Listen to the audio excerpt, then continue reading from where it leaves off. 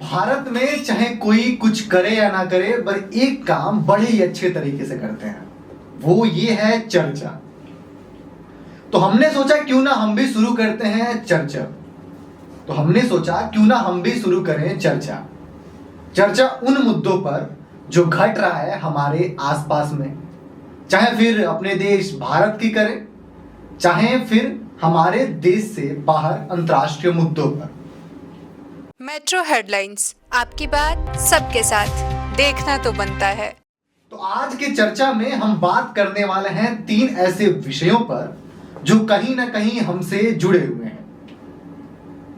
और इन विषयों पर बात करने के लिए हमारे साथ हैं आज हमारी अतिथि कल्पना जी, जो शिक्षाविद हैं, पत्रकार हैं और इन सारे विषयों की कुशल जानकार भी हैं।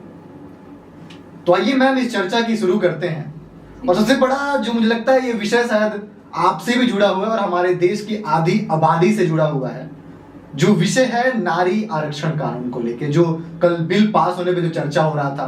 पूरे देश में एक लहर थी कि कुछ लोगों ने तो ये तक कह दिया कि अब तो ये कानून पूरी तरीके से लागू हो चुका है, बिल पास हो गया।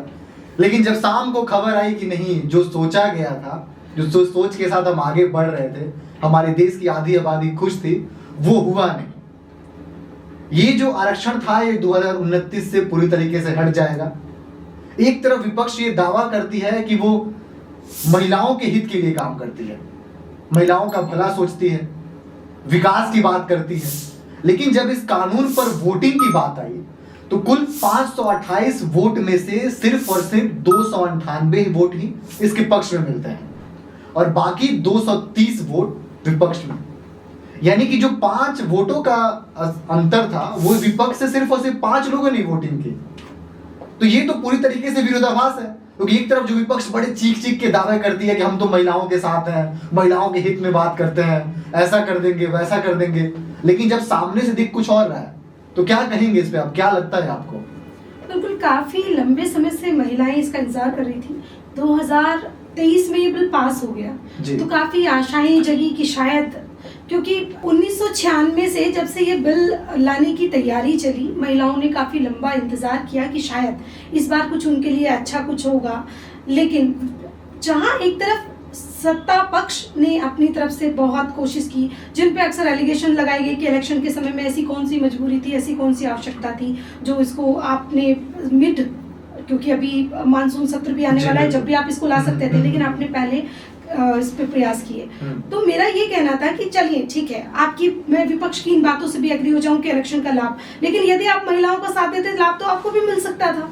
भाई किसी चीज में आपके विरोधाभास हो सकते हैं, आपके विचार ना मिले, ये समझ में आता है, लेकिन जहाँ विकास की बात है वहाँ कौन से वहाँ कौन सा, वहाँ तो आप एकजुट दिखते हैं। आपके जो वोटर्स हैं, महिला वोटर्स थे, वो आप ही को सपोर्ट करती है ना। तो ये तो कोई रीजन नहीं है। परिसीमन की आपने बात कह दी, परिसीमन के बाद अगर उसको लागू भी करना था तो भी आपको उसका विरोध नहीं करना था। अब हो या बाद में हो, महिलाओं को उनका हक क्यों ना मिले? क्या पुरुष मानसिकता कभी समाप्त होगी या फिर जिंदगी भर महिलाएं अपने हक के लिए दूसरों पर निर्भर रहेंगी? बड़े बड़े होर्डिंग, बड़े बड़े पोस्टर्स के बीच महिलाएं अपने हक की बात तो ना करें, उनको सिर्फ आप लॉलीपॉप देते हैं कि 3000 ले लीजिए, 2000 ले लीजिए, अन्य विषयों पर आप उनको उलझा के रखते हैं, सिर्फ रेवड़ियों पे ही उनको हम ले आते हैं। आपने महिला को सिर्फ वोट बैंक की राजनीति से आगे बढ़ने का अवसर क्यों नहीं दिया? क्यों नहीं आप उनको बराबरी का हक देते? अधिकार की बात थी, 33% आरक्षण की जिस पे बात की जा रही है, मैं तो कहती हूँ 50% क्यों नहीं देते? आधी आबादी है ना महिला, तो आधी आबादी पर बात क्यों नहीं करते? एक तो आप वैसे ही हमको कम आरक्षण पे ले रहे हैं, ऊपर से आप वो भी हमको देना नहीं चाहते हैं, वो भी हमसे दे के छीन ले रहे हैं। तो कहीं अब ये देखिए 2034 से पहले पॉसिबिलिटीज है ही नहीं कि आप इसको लागू कर दें। 2029 में सरकार चाहती थी कि आरक्षण ये पास हो जाए, बिल पास होने के बाद 2029 में परिसीमन के बाद इसको लागू कर दिया जाता। लेकिन जिस तरह से कल विपक्ष ने जो अपनी भूमिका दिखाई, निंदनीय है और महिला हित में इसको बिल्कुल नहीं कहा जा सकता। अगर आप महिला हित में सच में थे, महिला हित की बात करने वाले थे, तो बाद में विषय पर लड़ते रहते कि आप ओबीसी के आरक्षण की बात कर रहे थे, आप अन्य विषयों पर बात कर रहे थे, उसको आगे इम्प्लीमेंट करवा सकते थे। आपके पास अवसर था, सदन में आप अपनी बात रख सकते थे, लेकिन किसी बिल को गिरा देना इसको तो किसी भी एंगल में आप सही नहीं ठहरा सकते। अच्छा, आपको क्या लगता है कि ये जो कल हुआ है, जिस तरीके से विपक्ष ने इस पे पूरी तरीके से कहें कि क्योंकि 5 वोट ही सिर्फ मिले हैं, तो हम कहें कि पूरा विपक्ष में सहभागी नहीं था, वो चाहता ही नहीं था, तो क्या इससे कहीं ना कहीं विपक्ष को जो महिलाओं का वोट मिल रहा था वो कम होगा? बिल्कुल फर्क पड़ेगा। कल मोदी जी ने एक बहुत अच्छी, परसों एक बात कही थी जब उनका भाषण था कल, तो उन्होंने बहुत अच्छी बात कही कि हम राजनीति से ऊपर उठकर, अगर आप इसका विरोध करते हैं तो इसका आपको नुकसान जरूर होगा, लेकिन अगर आप पक्ष में आते हैं तो मुझे इसका इंडिविजुअल मुझे लाभ नहीं मिलेगा। और ये बिल्कुल समझने वाली बात है कि किसी विषय पर विरोधाभास आप कर सकते थे, आप लड़ाई लड़ सकते थे, आप सदन में अपनी बात रख सकते थे, लेकिन जब बिल पास होने की बात आती तब आप एकजुट होकर वोट रखते। आप जानते हैं, हर, चाहे वो महिला थी चाहे पुरुष थी, क्या विपक्ष में महिलाएं नहीं थी? क्या आप ये इतनी आसानी से इसको स्वीकार कर पाएंगे कि महिलाओं ने भी वोट नहीं किया? विपक्ष एजेंडा पहले तय था, उनकी विचार, उन्होंने चाहे उसका कोई भी रीजन बताया हो, लेकिन किसी भी एंगल में इस बात को समर्थन नहीं किया जा सकता कि आपने एक बिल गिरा दिया जिसमें महिलाएं, आपको मालूम है, जब पॉलिटिकली महिलाएं स्ट्रांग होंगी तो वो मुद्दे रख पाएंगी, वो विषय रख पाएंगी अपने क्षेत्र की महिलाओं के, उनसे जुड़े हुए। आज भी महिलाएं बहुत क्षेत्रों में पिछड़ी हुई है, उनके अधिकार की बात सदन में कौन करेगा? कौन चाहेगा जो उनके हक की बात कर सकता था? महिलाएं जब सदन में जाती तो महिला के हक की बात कर सकती थी, आपने वो रास्ता रोक दिया और फिर आप कहते हैं कि आप महिला हितैषी हैं। तो मुझे ये कॉन्सेप्ट बिल्कुल समझ नहीं आया कि आप किस विषय को लेकर आपने इस बिल का विरोध किया, और जो आपने विषय उठाए मैं उसका बिल्कुल समर्थन नहीं करती। ये इतिहास याद रखेगा कि आपने महिलाओं के विरोध में ये वोट किया जी। चलिए, अब हमने राष्ट्र के एक बहुत बड़े मुद्दे पर बात कर ली है, अब थोड़ा अपने मध्य प्रदेश के बारे में भी बात कर लेते हैं। मध्य प्रदेश सरकार, या फिर ये कहें कि मध्य प्रदेश की जो यहाँ पे पार्टी है, बार बार ये दावे करती है, वादे करती है कि यहाँ पर अधिकारी जो है वो पूरी तरीके से अपने काम कर रहे हैं, लेकिन जब जमीनी हकीकत देखते हैं हम, तो आप जाइए दफ्तरों में जाइए, अधिकारी वहां दिखते नहीं, कुर्सियां खाली मिलती हैं छुट्टी लेने के लिए। अब उसमें देखिए, जो वर्किंग डे था वो पहले से पावर घटा के 5 दिन कर दिया गया है। मतलब कहीं ना कहीं हम कह सकते हैं करप्शन अपने चरम सीमा पर है। अधिकारी घूस लेते हुए पकड़े जा रहे हैं, रिश्वत लेते पकड़े जा रहे हैं, समय पे आप अपने ऑफिस जा नहीं रहे, जो हमारी जनता है वो इसका खामियाजा भुगत रही है। इसमें कल एक बात निकल कर आती है और उसमें ये कहा जाता है कि अब जितनी भी बड़ी परियोजनाएं होंगी जो 100 करोड़ से ऊपर की होंगी, वो सारी की सारी परियोजनाएं जो फाइनल है वो मुख्यमंत्री से होकर ही फाइलें जाएंगी। लेकिन इसमें सवाल ये बन के आता है कि वो जब सारे फाइल तैयार होंगे वो कहीं ना कहीं अधिकारी करेंगे, कितना पैसा कहाँ लग रहा है, कहाँ कितना खर्च करना है, कहाँ से कितना आएगा, तो अब भी सब कुछ तो अधिकारियों के हाथ में ही है, मुख्यमंत्री तो सिर्फ उसको देखेंगे। तो क्या लगता है कि ये जो नई चीज लाई गई है इससे कुछ लाभ होगा, या फिर अभी भी करप्शन वैसे का वैसे ही चलेगा जैसे आज तक चल रहा था? देखिए हरिओम, पहले से लेके आज तक भी जितनी भी बड़ी फाइलें होती हैं वो सीएम के थ्रू ही जाती है, सेंट्रल से अप्रूव होती हैं, स्टेट में लागू होती है और सीएम उसकी समीक्षा बैठक करता है। लंबे समय से ये चीजें चली आ रही है, लेकिन क्या समीक्षा सही हो पाई है? सबसे बड़ी बात है कि करप्शन अपनी लिमिट क्रॉस कर चुका है। 50% से ज्यादा का अगर मार्जिन रेशो देखें, आप, एक अधिकारी से मेरी कुछ दिन पहले अभी बात हो रही थी, उन्होंने मुझे बहुत अच्छी बात बताई कि एसओआर जो रेट होता है, एसओआर रेट अगर मान के चलिए गवर्नमेंट तय करती है, मींस अगर इसको बनाने के लिए 1000 रुपए का, अगर मैं अप्रोक्स बोल रही हूँ, 1000 रुपए का खर्च आएगा, आप इसको 66 रुपीज में क्या तैयार कर सकते हैं, या 660 रुपए में तैयार कर सकते हैं? पॉसिबल है?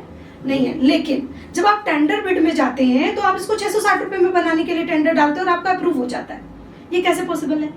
रेट पर किसी चीज की जो कंस्ट्रक्शन कॉस्ट है वो तो सेम रहती होगी, उसमें तो आप कमी नहीं कर सकते। ग्लास की जो रेट है वो सेम रहती होगी, लेकिन इसका मतलब क्वालिटी में आप कॉम्प्रोमाइज किया जा रहा है। अगर क्वालिटी में कॉम्प्रोमाइज किया जा रहा है तो क्या सरकार की इन चीजों पे नजर नहीं है? क्या वो जानती नहीं है? उन्होंने भले ही आपसे कहा कि आपसे उसने उस एवरेज में एक ईएमडी आपने सेव कर ली, लेकिन आपने क्वालिटी के साथ तो कॉम्प्रोमाइज होने दिया। तो इसका मतलब ये है कि गवर्नमेंट मिली हुई है उन सारे फैसलों में जिसमें आप एसओआर रेट को नजर, या तो आपके जो साइंटिस्ट थे जिन्होंने उन चीजों के रेट डिसाइड करे, या तो वो गलत है या फिर आपकी स्ट्रेटेजी गलत है। तो दोनों में विरोधाभास होकर कैसे काम किया जा सकता है? उसका खामियाजा भुगतने को तो मिलता है कि सड़क बनती है और फिर उसके बाद से खुदाई कर देती है, पाइप नहीं है, सुबह सड़क बनती है, शाम को उसमें गड्ढे पड़ जाते हैं, पानी का बहाव है, सड़क ही धंस गई जी। तो ये खामियाजा तो कौन भुगत रहा है? जनता भुगत रही है। ठीक है, आपका कोई रोड मैप प्लान होता नहीं है। आप कहते हैं स्मार्ट शहर बनाइए, स्मार्ट शहर पे आपने आज आपने पहले पाइपलाइन बिछाई, फिर आपने खुदाई करी क्योंकि आपका एक वायर और डलना था, सड़क बना दी, फिर आपको याद आया कि यहाँ पे फलानी चीज और रह गई थी, फिर खुदाई करते हैं, फिर डालते हैं। तो इसका मतलब क्या है कि करप्शन आपको बेसिक समझना पड़ेगा। आपने देखा कि 90 डिग्री एक ब्रिज हमारे मध्य प्रदेश में बना, आपके पास इंजीनियर प्रॉपर नहीं है, आपको मालूम ही नहीं है आपके स्टेट में क्या चल रहा है। तो जब तक आप मॉनिटरिंग प्रॉपर नहीं करेंगे, आप करप्शन रोकने के लिए क्या करें, 100 करोड़ से ऊपर वाली फाइल आपके पास पहुंचाए, क्या इससे करप्शन रुकेगा? आपको अधिकारियों की मॉनिटरिंग प्रॉपर करनी पड़ेगी, उनके साथ जो समीक्षा बैठक करते हैं उसमें विभागों की जवाबदेही उस काम की क्वालिटी पर निर्भर करती है कि 10 साल के हम मेंटेनेंस क्यों नहीं लेते सामने वाले से। भाई मैंने कोई चीज दी, इसकी कोई कुछ लिमिट, एज लिमिट तो होगी ना, गारंटी तो होगी, कोई तो होगी। हाँ। आप उसके साथ कॉम्प्रोमाइज कैसे होने देते हैं? तो कहीं ना कहीं जब आप नियम लेकर आते हैं तो उसकी प्रॉपर समीक्षा होनी चाहिए और आपको समझना पड़ेगा कि स्टेट सरकार का जो पैसा जो हमारे और आपके टैक्स से जाता है उसका मिसयूज ना हो। तो इस तरह की बातें, टेबल कुर्सी खाली है, अधिकारी पहुंचते हैं कितने दिन, 12 बजे, फिर 2 बजे वो लंच के लिए निकल जाते हैं, उसके बाद वो आते हैं, उनको 5, साढ़े 4, 5 बजे से लगने लगता है यार दूर जाना है, मेरे को निकलना है। तो ओवरऑल देखा जाए तो काम किसका सफर कर रहा है? 5 डे वर्किंग है। आप कैलकुलेशन करेंगे तो आप जनता का काम किस समय में कंप्लीट किया जाएगा, उनके लिए टाइम कब है? आपका बाकी अधिकारियों को मीटिंग में भी टाइम देना है, जो मीटिंग कहाँ हो रही है किसी को नहीं पता है। मीटिंग गूगल, अगर आप सर्च करें गूगल पे भी पता करेंगे तो अधिकारी गायब है, अधिकारी कहाँ गायब है ये आपको भी नहीं पता, अधिकारी मीटिंग में है, वो कौन सी मीटिंग हो रही है ये किसी को नहीं पता। तो कहीं ना कहीं प्रॉपर मॉनिटरिंग होने की आवश्यकता है, जनता के मुद्दों को गंभीरता से लेने की आवश्यकता है। तो वो कहीं ना कहीं ये इस तरह की बातें करके आप मिसगाइड करते हैं जनता को। आप सोचते हैं कि उनके काम प्रॉपर होंगे, करप्शन क्या आप उन्हीं अधिकारियों से समीक्षा कर रहे हो ना, 100 करोड़ की फाइल उन्हीं अधिकारियों से अप्रूव हो रही है ना, तो करप्शन तो नहीं रोकने की आपने रास्ते बनाए, तो इस पे बहुत काम करने की आवश्यकता है। चलिए बिल्कुल, और सर लगता है कि सरकार को इन चीजों को देखना चाहिए, अगर सही से विकास करना है, कागजी कार्रवाई विकास नहीं करनी है, तो जमीनी हकीकत में विकास करना है। देखिए कागजी कार्रवाई इस गवर्नमेंट में, मतलब मैं लंबे समय से देख रही हूँ कि कागजों में आप काम सिमटा देना चाहते हैं, धरातल पे भी काम होते हैं, मैं बिल्कुल नहीं कहूँगी बहुत विकास कार्य हो रही है, सब चीजें हो रही है, लेकिन मॉनिटरिंग की शायद अभाव है, हमारे पास कर्मचारियों का अभाव है, आउटसोर्स से आप जो कर्मचारी ले रहे हैं ना उनकी क्वालिटी उस तरह से नहीं है जिस तरह की होनी चाहिए। क्योंकि देखिए, मुझे आप किस चीज़ की जिम्मेदारी देंगे, शायद मैं उसको बहुत प्रॉपर ढंग से करूंगी, आप मुझको कुछ दिनों के लिए हायर कर लेंगे तो शायद मैं उस चीज़ को अच्छे से ना कर पाऊँ। तो कहीं ना कहीं हमको हमारी जिम्मेदारियों पर स्ट्रांगली दबाव देना पड़ेगा, तब शायद काम निखर के आए। तो कहीं ना कहीं बहुत आवश्यक है कि काम की क्वालिटी की मॉनिटरिंग और क्रियान्वय जो होता है वो बहुत आवश्यक है, जो अभी आई थिंक नहीं हो पा रहा। चलिए बिल्कुल, और इस पे हम और विस्तार चर्चा करेंगे, लेकिन आइए अगले हम मुद्दे की तरफ बढ़ते हैं। जी। अगला मुद्दा आ रहा है कि बड़े दिनों से एक पूरे विश्व में एक खबर चल रही थी वॉर की। जी। उसके बाद से क्या हुआ कि जो हॉर्मुज स्ट्रेट है उसको बंद कर दिया गया। खामियाजा किसने भुगता? सभी देशों ने। हफ्तों तक वहां पर शिप ठहरी रही, फंसी रही। उसके बाद से एक अब खबर आ रही है कि ईरान ने जो है वो हॉर्मुज स्ट्रेट पूरी तरीके से खोल दिया। इसके बदले में क्या होगा? तो ट्रंप जो है परिसंपत्ति जो है 2 लाख करोड़ की वो रिलीज करने वाले हैं। लेकिन अब सवाल ये बन रहा है कि नुकसान तो सभी को हुआ, सभी देशों का। एक तरफ सब अपने अपने स्तर से ये कहते हैं कि हम तो ट्रंप का विरोध कर रहे हैं, ये गलत हुआ, वो गलत हुआ। लेकिन जब अब ऐसी खबर निकल के सामने आ रही है, यानी एक व्यक्ति अपने मानसिक सोच क्या वो कहता है, क्या सोचता है, और एकदम से आता है किसी प्लेटफॉर्म पे आके एक बयान दे के चला जाता है और खामियाजा पूरा देश, पूरा विश्व भुगतता है। हर एक विश्व, पूरे जितने भी विश्व हैं, आप जितने देश हैं सब भुगत रहे हैं।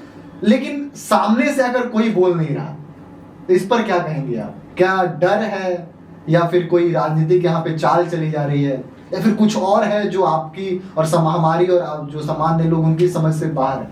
देखिए, जब से कोरोना आया था जी, उसके बाद जिस तरह से देशों की अर्थव्यवस्था पर उसका बहुत गहरा असर पड़ा जी। और अमेरिका अपने आप को विश्व शक्ति के रूप में हमेशा से साबित करता है। परमाणु शक्ति किसी और के पास ना हो, आप उस पे रोक लगाते हैं। और ये कौन डिसाइड करेगा कि सबसे पहला परमाणु अगर हमला किया था वो किस देश ने किया था? आपने। जी बिल्कुल किया था। बिल्कुल। आपको तो ये अधिकार नहीं हो सकता कि आप बाकी देशों की लिमिटेशंस तय करें। क्यों तय करेंगे आप? नाटो देश का जो दर्द है वो सारे विश्व का दर्द हो जाना चाहिए जी। सारे विश्व का दर्द आपके लिए कोई मायने नहीं रखता। आपका दर्द आपके लिए, आपके दर्द वो आपका घर का मामला है, लेकिन मेरा जो दर्द है वो तो आपको इसलिए करना पड़ेगा क्योंकि वो मेरा दर्द है। ये कौन से देश की मानसिकता हो सकती है और इसको पूरा विश्व क्यों फॉलो कर रहा है, मुझे बिल्कुल समझ नहीं आता। जब तक सब एक मंच पर आकर इसका विरोध नहीं करेंगे तब तक ऐसा मैं इसको बिगड़ेल हाथी जैसे जंगल को नष्ट करने के लिए निकलते ना, मदमस्त हाथी उसको कोई फर्क नहीं पड़ता, सब सिमट जाए, सिर्फ उसको जंगल को बर्बाद करने का उसका एक मोटिव होता है कि मैं निकला हूँ आज, मैं सबको, मेरे सामने जीव आए, जंतु आए, जानवर आए, कोई आए, पेड़ आए, मैं सबको खत्म कर दूं। सेम स्थिति है। आप नहीं देख रहे हो कि आपको अपने हथियार बेचने थे, आपने वेनेजुएला पे कब्जा करके तेल का पहले भंडार ले लिया, उसके बाद आप विश्व को चाहते हैं कि विश्व तुम्हारे यहाँ से तेल ले। क्यों ले? आप कौन होते हैं रूस को ये कहने वाले कि भारत की एक्साइज ड्यूटी है और उस पे आप नहीं ले सकते? आप कौन होते हैं? आपको किसने अधिकार दिया? लेकिन अफसोस की बात यहाँ सबसे बड़ी एक है कि पूरा विश्व इसको चुपचाप होके देख रहा है, कोई सवाल उठाने वाला। नाटो देश ने समर्थन नहीं दिया लेकिन विरोध में बोला भी क्या? दुख इस बात का है कि बोला भी क्या? फ्रांस के राष्ट्रपति की पत्नी पे इतनी भद्दी टिप्पणी की जाती है और उसको पूरा विश्व चुपचाप होके देख लेता है। कैसे संभव है कि आप क्या ओछी राजनीति करने आए हैं? आप अगर अपने आप को विश्व शक्ति मानते हैं तो आपके शब्दों की, आपकी उसकी वैल्यू होगी 88,000 से ज्यादा। एक ट्वीट करने वाला राष्ट्रपति एक ट्विटर पे अपनी राजनीति करने पे उतर आया। ये कौन सी राजनीति हो सकती है? तो राजनीति का पैरामीटर गिर गया है। या फिर मुझे अफसोस होता है कि आप ईरान पे आपने युद्ध करवाया और आप अपने आप को कहते हो कि मैंने 8 देशों के युद्ध रुकवाए और अब मैं ये भी रुकवा। अरे भाई, युद्ध का रीजन कौन था? इस पर कौन बात करेगा? बिल्कुल। तो सबसे बड़ी बात कि हमें ये भी समझना पड़ेगा कि जब आप शांति की बात करते हैं, मेडल क्या खुद लेके खुद शांति मेडल, आपको नोबेल पुरस्कार चाहिए, वो मांग भी कर रहे हैं कि मुझे दीजिए, मुझे, और नहीं मिला तो उसके लिए भी उनको शिकायतें थी। जी। ये मतलब बेढंगे बेतुके बयानों से अगर किसी विश्व को आप विश्व शक्ति के रूप में स्थापित करना चाहते हैं, आपने मजाक बना लिया है राजनीति को, आपने कटघरे में कर दिया उस शक्ति को जिसने बहुत लंबा 100 साल से ज्यादा अमेरिका ने अपना वर्चस्व बनाए रखा विश्व पे। आज एक कॉमेडियन की तरह पेश हो गए हैं। यूक्रेन में जिस तरह से आपने यूक्रेन के राष्ट्रपति को एक हमने कार्टूनिस्ट की तरह लिया था, उसने पूरे यूक्रेन को बर्बाद कर दिया। सेम स्थिति आज की स्थिति की अगर मैं बात करूं तो अमेरिका की सेम वही स्थिति है। क्यों? क्योंकि आप व्यवसायी थे, अपने व्यवसाय को कैप्चर करने के लिए आप किसी पे तानाशाही रुख नहीं अपना सकते। ये लोकतंत्र है देशों में, जहां पर नहीं है उनकी बात छोड़ दीजिए। अगर वैसे बात कीजिए, लोकतंत्र देश है ना, उनको आप कैप्चर कैसे कर सकते हैं? आप अपने डिसीजन उन पे कैसे थोप सकते हैं? तो मुझे अफसोस सिर्फ इस बात का होता है इन सारी घटनाओं को लेकर। आप जो भीख मंगा देश पाकिस्तान जी, जो खुद कटोरा ले लेके सबसे मांग रहा है, हर जगह गया, हाँ। आप उसको बताते हैं कि ईरान और हमारे बीच में समझौता करने के लिए ये देश पाकिस्तान है। क्या मजाक बना रखा है आपने इन सारी चीजों को लेकर, और पूरा विश्व उसको बहुत अच्छे से देख रहा है। भले वो पीठ पीछे मुंह छुपा के हंस रहा है, लेकिन अफसोस की बात है कि फ्रंट पे आना होगा, आवाज उठानी होगी ऐसे देश के खिलाफ जो विश्व अशांति के लिए आज की डेट में कारण बना हुआ है। तो जब तक एकजुट नहीं होंगे, एकजुट आवाज नहीं उठाएंगे, तब तक एक देश पूरे विश्व की शांति के लिए खतरा बन सकता है, रोड़ा बना हुआ है जी। चलिए, तो आपने भी इस पूरे चर्चा को सुना, समझा हमारे तरीके से, आपके भी बहुत मन में कुछ ना कुछ आया होगा। तो जो सारे आपके मन में कुलहट चल रही है वो कहीं और नहीं, हमारे इस वीडियो के कमेंट बॉक्स में लिखते जाइए। कोई ऐसा सवाल लगता है जो पूछा जाना चाहिए था, जो शायद मैं पूछ ना सका, उन सवालों को भी कमेंट में लिखिए, ताकि जब अगली बार हम इस चर्चा पे बैठें तो उन सवालों को ले सकें। आपको ये पूरी वीडियो कैसी लगी वो भी हमें कमेंट बॉक्स में लिख जाइएगा, और वीडियो अच्छी लगी हो तो लाइक करना मत भूलिएगा, शेयर कीजिएगा और हमारे चैनल को सब्सक्राइब जरूर कीजिएगा। तब तक के लिए बने रहिए हमारे साथ। नमस्कार, बहुत बहुत शुक्रिया। नमस्कार। मेट्रो हेडलाइंस, आपकी बात सबके साथ, देखना तो बनता है।